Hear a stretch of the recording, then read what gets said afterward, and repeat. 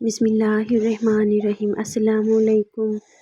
تمہیں جگہ جگہ پر وفاداری ملے گی اگر تم بات ہونٹوں کے بجائے نوٹوں سے کرو۔ حضرت علی رضی اللہ تعالیٰ عنہ نے فرمایا، غیبت کرنا کمزور آدمی کی آخری کوشش ہوتی ہے۔ دل سے اگر صاف رہو گے تو کم ہی لوگوں کے خاص رہو گے۔ زندگی خوبصورت لوگوں کے ساتھ خوبصورت نہیں ہوتی، زندگی مخلص لوگوں کے ساتھ خوبصورت ہوتی ہے۔ کبھی کبھی تکلیف بتانے میں زیادہ تکلیف ہوتی ہے۔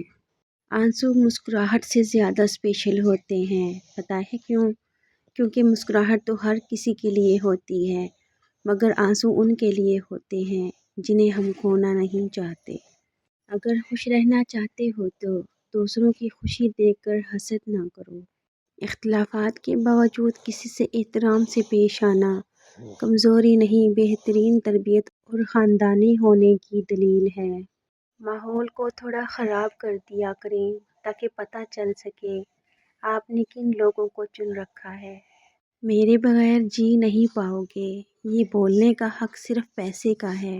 پرسکون زندگی گزارنے کے لیے یہ بہت ضروری ہے کہ آپ یہ سیکھ جائیں کہ زندگی میں آپ کو کب کب اور کہاں کہاں چپ رہنا ہے۔ امید کا دامن مت چھوڑو، اچھی چیزیں تمہارے سوچنے سے بھی پہلے آنے والی ہیں۔ بزرگ گھر کے ہوں، خاندان یا محلے کے، ان کے پاس تھوڑا وقت گزارنا درجنوں کتابیں پڑھنے سے بہتر ہے۔ ان کا ایک ایک سفید بال اور چہرے کی ہر ایک سلوٹ ذاتی تجربوں سے بھرپور ہیں۔ توبہ کرنے والوں کی صحبت میں بیٹھا کرو کیونکہ وہ سب سے زیادہ نرم دل ہوتے ہیں۔ دکھاوے کی کوشش کبھی نہ کرو، جب کمال کو پہنچو گے تو خود ہی نظر آ جاؤ گے۔ دنیا کا خوبصورت ترین شخص وہ ہے جسے مشکل میں آواز دینا آسان ہو۔ مولانا جلال الدین رومی رحمۃ اللہ علیہ کی 10 اہم باتیں جو ان کی زندگی کا نچوڑ ہیں۔ نمبر 1، جسمانی بیماری یا مالی نقصان سے پریشان نہ ہوں۔ یہ ایک قسم کا صدقہ ہے جو بڑی مصیبتوں کو ٹال دیتا ہے۔ نمبر 2، جس چیز کو تم برا سمجھتے ہو سکتا ہے وہ تمہارے حق میں بہتر ہو۔